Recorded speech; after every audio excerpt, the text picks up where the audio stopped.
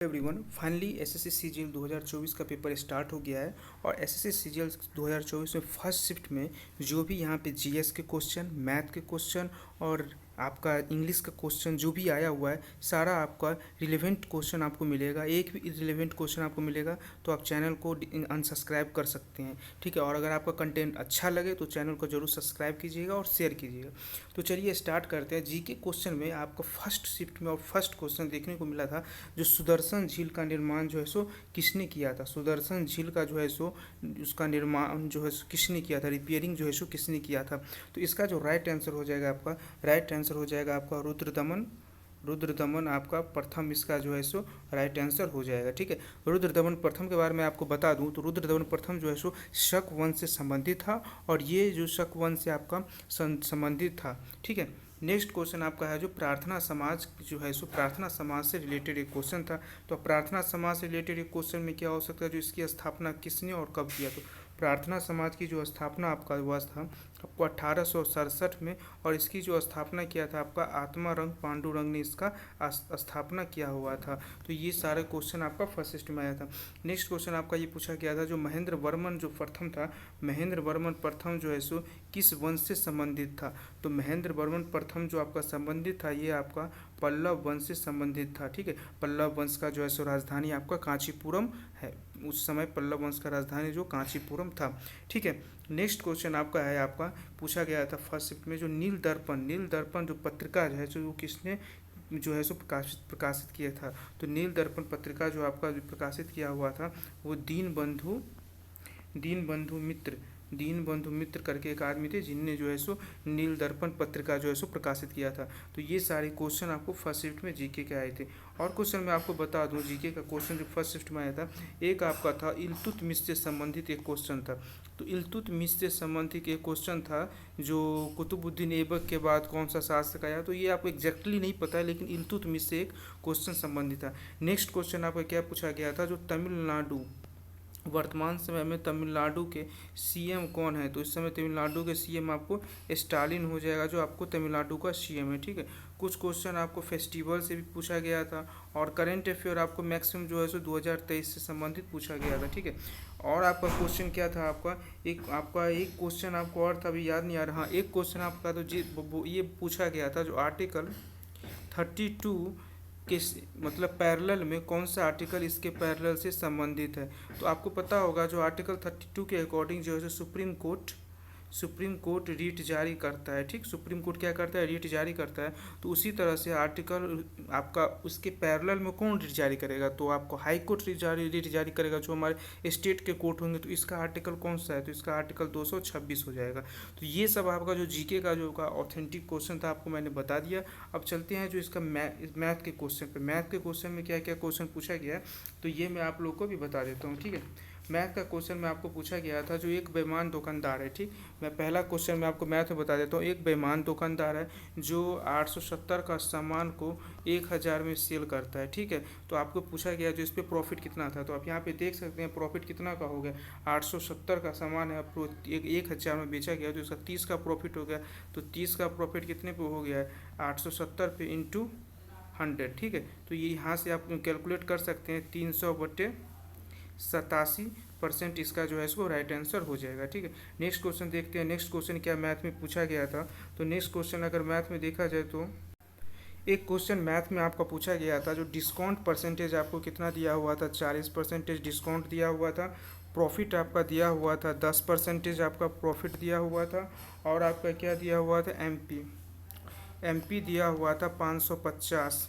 तो आपसे पूछा था जो सीपी कितना होगा, ठीक है। सीपी आपसे पूछा कितना होगा। देखिए, एक आपको फॉर्मूला आपको पता होगा, जो अगर डिस्काउंट दिया रहे और प्रॉफिट परसेंट दिया रहे और एमपी दिया रहे, तो एमपी और सीपी का रेशियो कितना हो जाएगा आपका, एमपी और सीपी का रेशियो हो जाएगा आपका, जो आपका ये आपका 60 रेशियो कितना हो जाएगा, 110। ये एमपी और सीपी का रेशियो हो जाएगा। अब यहाँ पे देखिए एमपी की वैल्यू कितना दिया है, ये आपको 550 दिया हुआ है एमपी। ये देखिए 550 एमपी दिया हुआ है, तो ये कितना गुना है, 5 गुना है। तो ये सीपी भी कितना हो जाएगा, 5 गुना कितना हो जाएगा, तो 300 इसका राइट आंसर हो जाएगा आपका। राइट आंसर सीपी कितना हो जाएगा, 300 हो जाएगा, ठीक है। नेक्स्ट क्वेश्चन क्या पूछा गया है आपको, देखिए हाँ, नेक्स्ट क्वेश्चन एक क्या पूछा गया है, जो एक दो सर्किल है, ठीक है, दो सर्किल इस तरह से आपको ट्रांसवर्स जो है सो काटती है। तो आपसे ये पूछा गया है जो इसका जो डिस्टेंस है, ये डिस्टेंस आपको कितना दिया हुआ है, 37 सेंटीमीटर दिया गया है। और आपका R1 दिया हुआ है, कितना R1 दिया हुआ है आपका 22 सेंटीमीटर। R2 दिया हुआ है कितना आपका 13 सेंटीमीटर। तो आपसे क्या पूछा गया है, ट्रांसवर्स जो है सो ट्रांसवर्स आपका जो ट्रांसवर्स को जो है आपका टेंजेंट पूछा गया, ठीक है। तो इसका फार्मूला आप लोग को पता ही होगा, ट्रांसवर्स टेंजेंट का क्या फार्मूला होता है, D² minus R1 plus R2 का स्क्वायर होता है। तो यहाँ पे D कितना हो जाएगा, 37 का स्क्वायर हो जाएगा माइनस R1 प्लस R2, तो 22 और 13 कितना हो जाएगा आपको 35 हो जाएगा, 35 का स्क्वायर हो जाएगा। तो आपको पता होता है होगा जो 37 और 35 ये कितना किसका आपका ट्रिपलेट होता है, तो 12, 35, 37। तो यहाँ पे इसका जो राइट आंसर हो जाएगा 12 सेंटीमीटर, इसका राइट आंसर। तो ये सर्किल से आपको ट्रांसवर्स टेंजेंट का क्वेश्चन था, ठीक है। नेक्स्ट क्वेश्चन आपसे क्या पूछा गया है, आपको एक एलिगेशन से क्वेश्चन था, जो बॉयज़ जो है आपको कितना हुआ है 80 दिया हुआ है, बॉयज़ का वेट 80 दिया हुआ है, और गर्ल्स का जो कितना दिया हुआ है आपका 75 दिया हुआ है, ठीक है। और दोनों मिला करके टोटल बॉयज़ का एवरेज 80 और गर्ल्स का एवरेज 75, और टोटल एवरेज आपको दिया हुआ है 75। टोटल एवरेज कितना दिया हुआ है, सॉरी 78 टोटल एवरेज दिया हुआ है। तो आपको पूछा जा रहा है जो बॉयज़ और गर्ल्स का जो एवरेज है उसका रेशियो कितना होगा। तो आप यहाँ पे एलिगेशन लगा दीजिए, ये बॉयज़ ये गर्ल्स हो जाएगा, बॉयज़ का 80 हो जाएगा, गर्ल्स का 75 हो जाएगा। यहाँ पे आपको 78 ले लीजिए, तो ये कितना हो जाएगा 75 से 3 78 और 80 से 2, तो ये आपका 3:2 आपका जो है सो बॉयज़ और गर्ल्स के एवरेज का रेशियो हो जाएगा, ठीक है। तो यही आपका 3:2 आपको राइट आंसर हो जाएगा। जितना क्वेश्चन बता रहा हूँ ना, एक भी इररिलेवेंट क्वेश्चन नहीं है, फर्स्ट शिफ्ट में सारे आपको यही क्वेश्चन पूछे गए हैं। आप नहीं तो मिला लीजिएगा, कोई कैंडिडेट अगर गया हो तो आप उनसे मिला लीजिएगा सारा क्वेश्चन, ठीक है।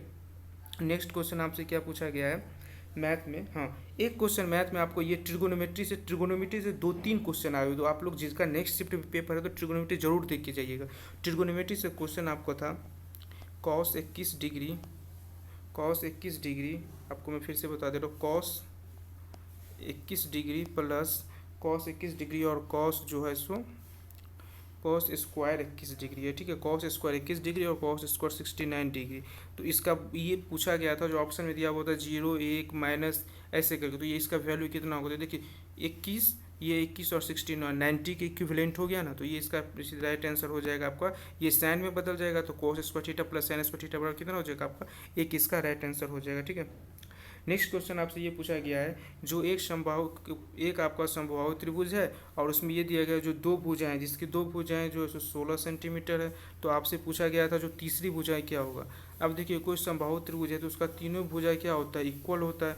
तो अगर दो भुजाएं दिया हुआ है 16 सेंटीमीटर, तो तीसरी भुजाई क्या होगा आपका 16 ही सेंटीमीटर होगा। इसी एक क्वेश्चन था, नॉर्मल क्वेश्चन था। अगर आपको भी कॉन्सेप्ट पता होगा, समबाहु त्रिभुज का तीनों भुजा इक्वल ही होता है, तो अगर दो भुजा 16 सेंटीमीटर अगर में दिया हुआ है तो तीसरी भुजा क्या होगा 16 सेंटीमीटर के इक्वल ही होगा।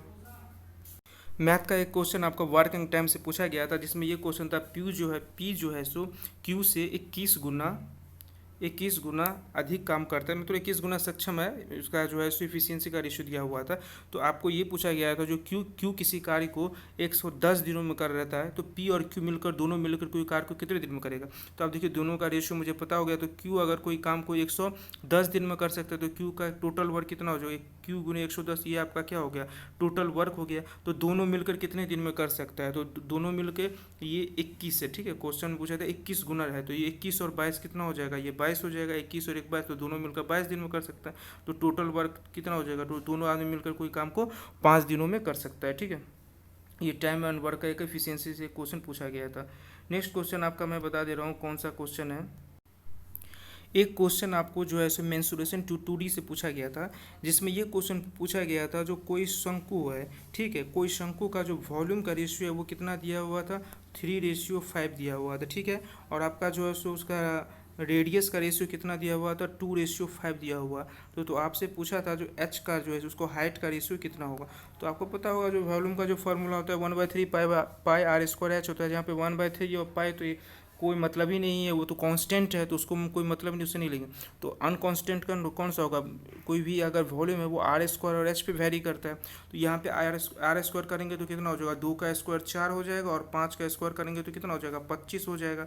तो यहाँ पे हमें क्या पूछा जा रहा है, हाइट पूछा गया है। तो हाइट पूछा जा रहा है तो हम क्या करेंगे, कोना कोनी मल्टीप्लाई कर देंगे तो ये कितना हो जाएगा आपका, देखिए 25, 25 या 75, इसको इससे मल्टीप्लाई कर दिए तो ये 75 हो गया, और इसको इससे मल्टीप्लाई कर दीजिए तो ये कितना आपका हो जाएगा, 4 5 6 20 आपका हो जाएगा। तो 75/20 इसका क्या हो जाएगा, आंसर हो जाएगा। तो ये 5 से भी कट रहा है, देख लीजिए 5 से कट रहेगा तो 15/4, तो इसका राइट आंसर कितना हो जाएगा, 15/4 इसका राइट आंसर हो जाएगा।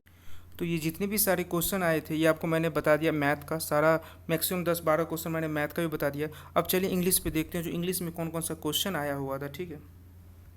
तो इंग्लिश में आपको मैं बता दूं, OWS से एक क्वेश्चन आपको पूछा गया था, जो कि आपका क्वेश्चन में ही बता दे, तो लिंग्विस्ट करके क्वेश्चन था, ठीक है। OWS था और उसमें पूछा गया था लिंग्विस्ट, तो लिंग्विस्ट एक आपका जो है सो OWS का क्वेश्चन था। सिनोनिम्स से दो सिनोनिम्स आया हुआ था, जिसमें एक फैटल आपका जो है आपका सिनोनिम्स था, और दूसरा जो है सो टॉक्सिक, टॉक्सिक मतलब जहरीला। तो और ये फैटल जो है सो एक मतलब घातक, फैटल को ऐसे डेंजरस ये है। तो इस तरह से ये आपका 2 सिनोनिम्स था। एक आप 2 एंटोनिम्स करके भी आपका क्वेश्चन आया हुआ था, ठीक है। एक एल्ट्रिस्ट करके आपका क्या था, एंटोनिम था, और एक हेरास करके एंटोनिम्स था। PQRS आपका एक भी नहीं आया हुआ था। वॉइस से आपका 2 क्वेश्चन था, ठीक है। और क्लोज टेस्ट भी आया हुआ था। क्लोज टेस्ट आपका थोड़ा जो CHSL में क्लोज टेस्ट आया था उससे थोड़ा अच्छा लेवल का क्लोज टेस्ट था। बाकी आपका एरर भी आया हुआ था, फिलर भी आया हुआ था, और सेंटेंस इंप्रूवमेंट भी आया था। तो मैक्सिमम अगर देखा जाए ना, तो इंग्लिश में आपका मैक्सिमम ये आपको वोकैब पे ही पूरा सारा जो है सो वोकैब मैक्सिमम पूछा हुआ था, ठीक है। और एक आपका एडम फ्रेज भी आया हुआ था। एडम फ्रेज आया तो एडम फ्रेज एक पढ़े होंगे, तो मछली को पानी से बाहर निकाल दिया जाता है, तो इसी तरह से एक एडम फ्रेज था, मुझे भी याद नहीं भी आ रहा है। तो ये सारे क्वेश्चन आपका जो है सो आपका इंग्लिश में आया हुआ था, ठीक है। और अगर आपका ये देख लीजिए रीजनिंग आपको बहुत ईजी था। रीजनिंग में आपको कोई दिक्कत नहीं होने वाला, इसलिए मैं रीजनिंग का आपको कुछ बताया नहीं हूँ। आप आसानी से रीजनिंग में भी 23-24 क्वेश्चन कर सकते हैं। एक क्वेश्चन आपको हो सकता है तो इसमें जो मिसिंग नंबर होता है इसमें आपको कठिनाई हो सकती है, तो एक क्वेश्चन के लिए कोई दिक्कत नहीं है, आप रीजनिंग भी आसानी से कर सकते हैं। तो इस तरह से मैं आपको मैथ, रीजनिंग और GS सारा का एनालिसिस आपको आसानी से बता दिया हूँ। तो अगर आपको अच्छा लगा वो एनालिसिस तो ज़रूर हमारे चैनल को सब्सक्राइब करें और सपोर्ट करें। धन्यवाद।